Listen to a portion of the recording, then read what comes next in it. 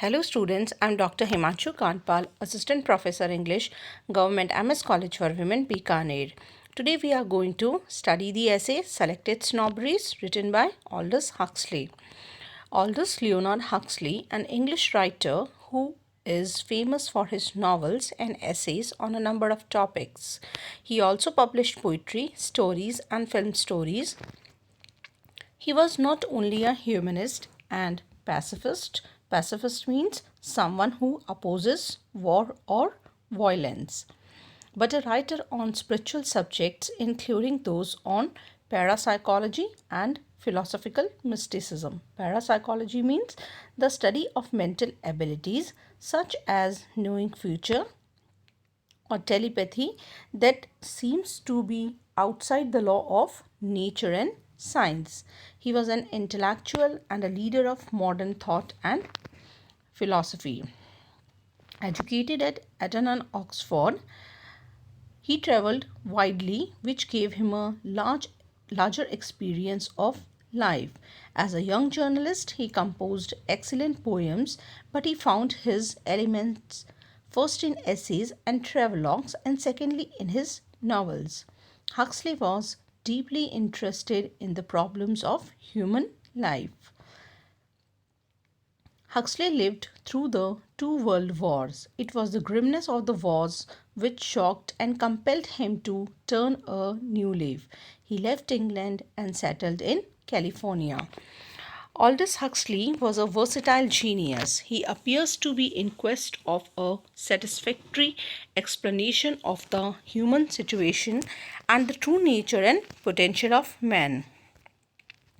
Modern age, according to Huxley, is in spite of its efficiency, prosperity, and material progress, has pushed mankind into a hopeless situation. Modern man had fallen prey to fads and fashions and believes only in ostentation. Ostentation means showy display of wealth and luxury for the purpose of attracting attention and admiration. This ostentation he calls snobbery and laughs heartily at some popular snobberies of the modern world. The essay Selected Snobberies is taken from Aldous Huxley's book of essays entitled Music at Night, published in 1931. This essay consists of 7 paragraphs in which Aldous Huxley discusses the interesting subject of snobberies.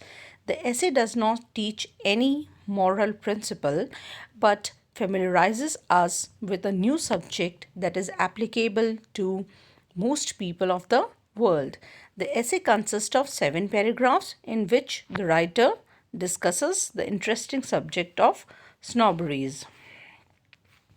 The essay has been entitled Selected Snobberies, which means that the writer discusses not all but some selected snobberies only. Snob is a person with an exaggerated respect for high social position or wealth who seeks to associate with social superiors and looks down on those regarded as socially inferior. Snobbery is the habit of treating other people as inferior. Snobbery is a spiteful and nasty trait caused by a person's belief that he or she is innately better than others. Most snobbery has to do with social class. It is an idea that someone who has more money is worthier than someone who doesn't have these advantages in life. Huxley narrates disease, art, and modernity snobbery in detail. He tells us ways of their exhibition by the people, and he feels that snobbishness has an amazingly large variety. And Huxley in this essay make use of double negatives, which is aimed at redoubling the force of his sentence. So, He feels the selected ones. Here are the most common ones. These common snobberies are about diseases, booze, modernity, art, and culture. Huxley's style is quite interesting, particularly the way he exposes the weaknesses of each snobbery. For example, a society that has much snobbery has been compared with a dog with plenty of fleas. According to Huxley, the following are the most important selected snobberies: diseases snobbery, consumption snobbery, family snobbery, the snobbery of ignorance and stupidity, booze or wine drinking snobbery, modernity snobbery, art, that is platonic and unplatonic snobbery, and culture snobbery. He begins the essay by saying, all men are snobs about something. One is almost tempted to add, there is nothing about which men cannot feel snobbish. But this would doubtless be an exaggeration. There are certain disfiguring and mortal diseases about which there has probably never been any snobbery. I cannot imagine, for example, that there are any leprosy snobs. So Huxley feels that there are all kind of people and all kind of snobberies, so that there is nothing in the world about which people cannot be snobbish. He feels that there is, however, one exception to it, that disfiguring and mortal diseases like leprosy have never been a source of snobbery. There is no leprosy snob. It is not possible to find a leprosy snob, as none wants to suffer from it. But there are good number of people who are disease snobs. There are examples of young men and women who are consumption snobs. Consumption snobs, people pretending to be suffering from pulmonary tuberculosis as a part of their snobbish imitation of the heroes who actually suffered from the same disease. They think that it would be quite romantic to die of tuberculosis while they are in the prime of their youth. Several other persons think it is romantic to fade away in the flower of youth, like Keats, John Keats, English poet who died at a very young age from tuberculosis and who is famous for writing odes, or Mary Bashkirtsev.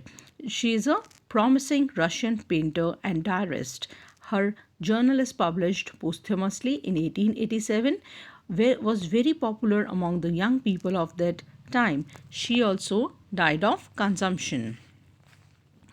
I have met several adolescent consumption snobs who thought that it would be romantic to fade in the flower of youth like Keats or Mary. So, the writer feels that the regrettable part of it is that the end of these consumption snobs is not as romantic as they seem to imagine. But there are many rich people who seem to think that they suffer from many diseases. And to make show of their disease, they run from one fashionable doctor to another to seek a cure for their imaginary diseases. Actually, they are not suffering from any kind of disease, but they are the disease snobs, and to make show of their disease, they run from one doctor to another. The only disease that these snobs suffer from is none else but that of overeating. They eat more than they can digest, and so they think they are suffering from several diseases. Huxley says that there are fashions and snobberies also.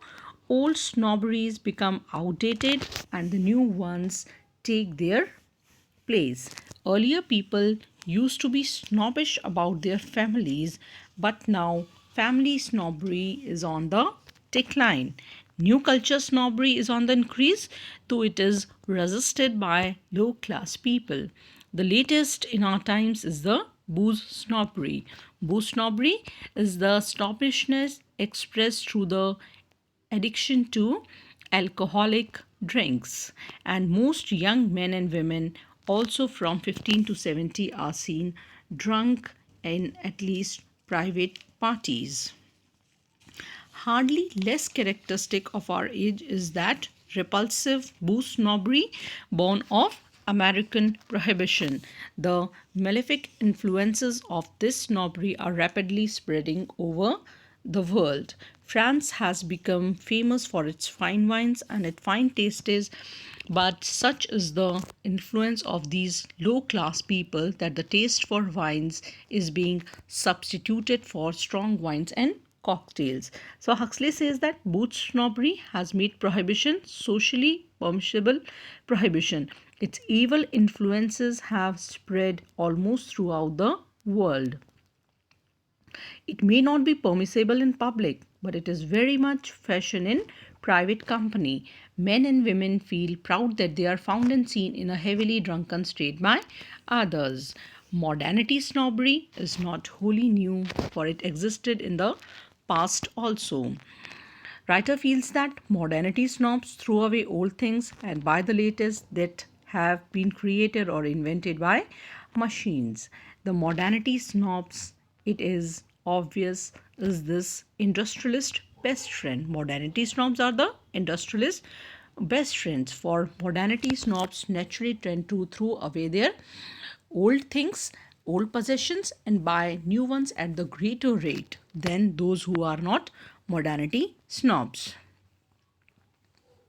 These snobs are the best friends of the modern industry producers. The producer produces the latest things that do not last long. This modernity snobbery is fast increasing in our times. Art snobbery is another. The writer feels that the art snobs are of two kinds, the Platonic and the unplatonic. The Platonic ones only appreciate and admire art without buying art objects, but the unplatonic art snobs actually purchase art objects, and for them, an art object is not a piece of art but actually a commodity, a money symbol which they must possess just as they buy and possess motor cars. Most of us are also art snobs. There are two varieties of art snobbery, the Platonic and the unplatonic. Platonic art snobs merely take an interest in art. Unplatonic art snobs go further and actually buy art. So the writer feels that uh, unplatonic art snobs go further and actually buy art. He says that art snobs are also culture snobs. They have possession snobbery. Those who collect work of arts do so because they think that work of art are culture symbols. Possession of culture symbol is a mark of social prestige, and the unplatonic art snobs, they move beyond platonic art snobs, and they think that the large collection of works of art is considered as a symbol of wealth. Some of these art snobs happen to be modernity snobs also, and they claim to be patrons of modern art. Without understanding anything about the art, they just buy paintings of modern painters. In this way, these modern art snobs are a great source of the livelihood of the new art painters. So, the people, unplatonic art snobs, are the people who not only pretend to be art lovers but also try to cut a figure as large hearted patrons of art by buying art pieces. As for the value of snobberies, it all depends on the attitudes of its practitioners. Every snobbery demands of its devotees a continuous effort and succession of sacrifices. The value of snobbery consists in its power to stimulate activity. Every snob is always active to achieve his end. A society with plenty of snobberies is like a dog with plenty of fleas. It is not like to become comatose. It means uh, a dog suffering from a filthy disease, but it is still alive and active. So, in a society, the presence of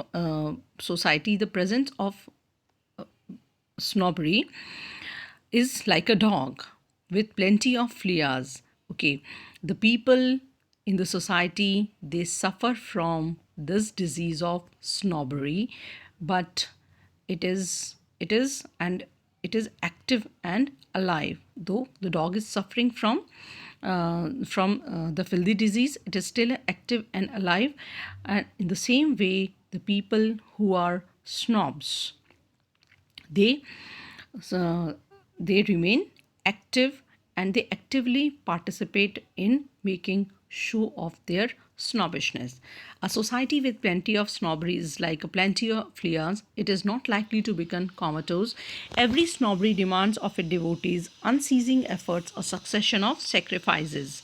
If they think that all the activities are good, then all snobberies are also good. But if they think that all activities are bad, then all snobberies are not good. In the final stanzas here of the essay, writer Huxley says that if we regard activity as being in itself a good, we must count all snobberies as good, for all provoke activity. If with the Buddhist we regard all activity in the world of illusion as bad, then we shall condemn all snobberies out of hand. Most of us, I suppose, take up our position somewhere between the two extremes. We regard some activities as good, others as indifferent or downright bad. So Huxley feels that if we analyze snobberies from Buddhist perspective, then everything in the world would mean illusion, then all snobberies are meaningless. All depends on our attitude and approval of what is good activity and what is bad. But most people take the middle path between these two extremes. Those who regard some snobberies as good activities, they will promote only those snobberies, and they will advise all people to acquire those very snobberies which they think promote good activity.